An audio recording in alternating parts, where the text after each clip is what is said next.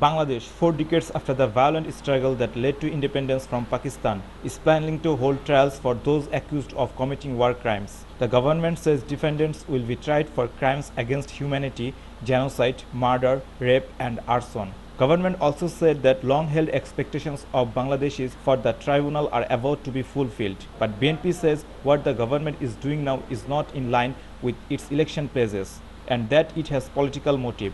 বিচার যেন প্রকৃত অপরাধীদের হয় এবং বিষয়টিকে যেন রাজনীতিকরণ না করা হয়। সরকার এতদিন ধরে যুদ্ধাপরাধীদের বিচারের কথা বলেছে, তাদের নির্বাচনী ইশতেহারেও তাই বলা হয়েছে, কিন্তু এখন তারা সে কথা থেকে সরে এসেছে, প্রতিশ্রুতি ভঙ্গ করেছে। এখন সরকার বলছে মানবতা বিরোধী অপরাধের বিচার করা হবে। The government has formed a tribunal and investigation agency and appointed a team of prosecutors initiating the process for the long-awaited trial of war crimes committed during the Liberation War in 1971. But BNP raised question about the need of such a special tribunal.